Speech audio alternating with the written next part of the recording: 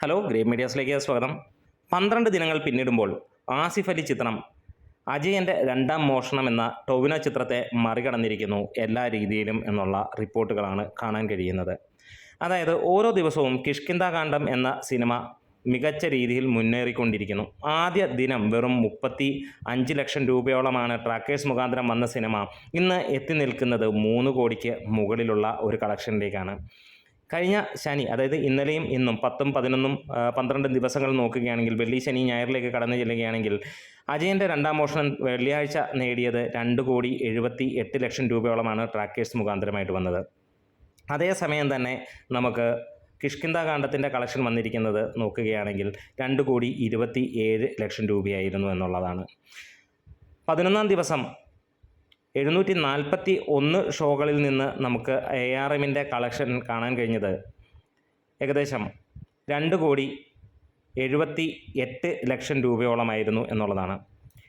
അതേ സമയത്ത് തന്നെ നമുക്ക് കാണാൻ കഴിയുന്നു 2,96,49,000 രൂപയാണ് 10ാം ദിവസം ഈ ഒരു സിനിമ നേടിയിരിക്കുന്നത്. കിഷ്കിന്ധാകാന്ഡം നിറഞ്ഞ് ആടുന്നു. അതായത് അജയൻ്റെ രണ്ടാം മോഷണം എന്ന ആ സിനിമയുടെ കളക്ഷനേക്കാൾ കൂടുതൽ വരുന്നു. എടുത്തു പറയേണ്ട ഒരു സന്തോഷ കാര്യമെന്ന് പറഞ്ഞു കഴിഞ്ഞാൽ 2 സിനിമകളും ഇൻഡസ്ട്രിയിൽ വലിയ ഹിറ്റുകളായിരിക്കുന്നു. അതിനകത്തിൽ കിഷ്കിന്ധാകാന്ഡം വലിയ രീതിയിലുള്ള ഒരു പ്രോഫിറ്റബിൾ മാർജിനും കടന്നിരിക്കുന്നു. കേരളത്തിൽ നിന്ന് മാത്രമായിട്ട് ട്രാക്കേഴ്സ് മുഖാന്തരം 20 കോടിയിലേക്ക് സിനിമ എത്തിയിരിക്കുകയാണ്. അജയൻ്റെ രണ്ടാം മോഷണം 31 കോടിയിലേക്ക് എത്തുന്നു എന്നുള്ളതാണ്. ഇന്ന് നമുക്ക് ഞായറാഴ്ചത്തെ കളക്ഷൻ ഇതുവരെ നോക്കുമ്പോൾ നമുക്ക് കാണാൻ കഴിയുന്നത് 2,39 ലക്ഷം രൂപയോളമാണ് അജയൻ്റെ രണ്ടാം മോഷണം എന്ന സിനിമ ഇതുവരെ നേടിയിരിക്കുന്നത്. അതായത് പ്രൊജക്റ്റഡായി പറയുന്നത് 3,29 ലക്ഷത്തോളം രൂപയായിരിക്കുമെന്നുള്ളതാണ്. ഇവിടെ ആണ് കളി മാറുന്നത്. ശനി ഞായർ ഓരോ ദിവസങ്ങളിലും നമുക്ക് കിഷ്കിന്ധാകാന്ഡത്തിൻ്റെ കളക്ഷൻ കൂടുന്ന ഒരു കാഴ്ച കാണാൻ കഴിയുന്നു. ഇന്ന് ഇതുവരെ 860ഓളം ഷോകൾ ട്രാക്ക് ചെയ്തപ്പോൾ 72% ഒക്യുപ്പൻസി വന്നപ്പോൾ 2,32 ലക്ഷത്തിലേക്കാണ് സിനിമ നേടിയിരിക്കുന്നത്. അതായത് പ്രൊജക്റ്റഡായിട്ട് പറയുന്നത് 3,36 ലക്ഷം രൂപ. അതായത് അജയൻ്റെ രണ്ടാം മോഷണം എന്ന സിനിമയേക്കാൾ ഏകദേശം 40 ലക്ഷം രൂപയ്ക്കടുത്ത് കളക്ഷൻ വരുന്നു എന്നുള്ളതാണ് ഇന്ന്. അതായത് ആദ്യം പയ്യെ 500 ഷോയിൽ നിന്ന് തുടങ്ങി, പിന്നീട് 406 ഷോകൾ ട്രാക്ക് ചെയ്തു. അന്നേരമൊക്കെ 1/2 കോടിക്ക് താഴെയാണ് കളക്ഷൻ വന്നതെങ്കിൽ 3ാം ദിവസം തൊട്ട് കളി മാറുകയും 5ാം ദിവസം കഴിഞ്ഞപ്പോഴത്തേക്ക് സ്ഥിരമായി 2 കോടിക്ക് മുകളിലേക്ക് കളക്ഷൻ നേടുന്ന സിനിമയായി മാറുകയാണ് കിഷ്കിന്ധാകാന്ഡം. ചെറിയ ബഡ്ജറ്റിൽ വന്ന് വമ്പൻ വിജയമായി മാറിയ ചിത്രമാണ് ആസിഫ് അലിയുടെ ഈ ഒരു ചിത്രം.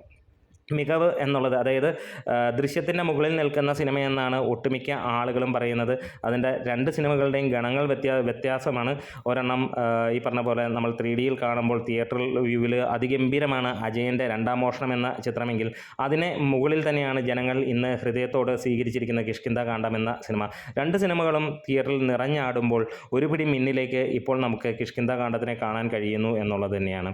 അജയൻ്റെ രണ്ടാം മോഷണം ആദ്യ ദിനങ്ങളിലൊക്കെ 1000-ന് മുകളിലാണ് ഷോകളെങ്കിൽ അവസാനം നമുക്കിപ്പോൾ നോക്കുമ്പോൾ 960ഓളം ഷോകൾ ട്രാക്ക് ചെയ്യപ്പെടുന്നു എന്നുള്ളതാണ്. പക്ഷേ ഇവിടെ നമുക്ക് കിഷ്കിന്ധാകാന്ഡത്തിൻ്റെ ഒരു കാര്യം കാണാൻ കഴിയുന്നത് 500 തുടങ്ങിയ 700ഒക്കെയായി പിന്നീട് ശനിയാഴ്ച 1000-ന് മുകളിലുള്ള ഷോകളിലേക്ക് എത്തിയിരിക്കുന്നു. ഇന്നും 1000-ന് മുകളിലുള്ള ഷോകൾ ഉണ്ടാകും. അതായത് തിയേറ്റർ കൂടുന്നു.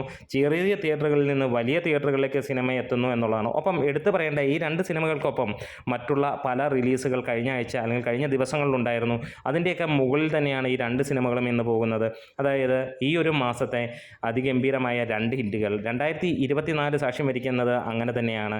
അങ്ങനെ ഈ ഒരു സിനിമ കളക്ഷൻ 19 കോടി കഴിഞ്ഞിരിക്കുന്നു. അതായത് 20 കോടിയിലേക്ക് എത്തുന്നുവെന്ന്. അതായത് ടോട്ടൽ കളക്ഷൻ, കേരള കളക്ഷൻ മാത്രം കിഷ്കിന്ധാകാന്ഡം 28 കോടിക്ക് മുകളിലും, അതേപോലെ തന്നെ അജയൻ്റെ രണ്ടാം മോഷണം ഏകദേശം 38 കോടിക്ക് മുകളിലും എത്തിയിരിക്കുന്നു എന്നുള്ള സന്തോഷ വാർത്തയാണ്. എന്തായാലും അതിഗംഭീരമായിരിക്കുന്നു. നമ്മുടെ വീഡിയോസ് ഇഷ്ടമായെങ്കിലും സപ്പോർട്ട് ചെയ്ത് തരണം. ഒപ്പം ഈ സിനിമകൾ 2ഉം കണ്ടിട്ടുള്ളവരാണെങ്കിൽ നിങ്ങളുടെ അഭിപ്രായങ്ങളൊന്ന് രേഖപ്പെടുത്തണം. എന്തായാലും 2 സിനിമകളും മികച്ച സിനിമകൾ തന്നെയാണ്.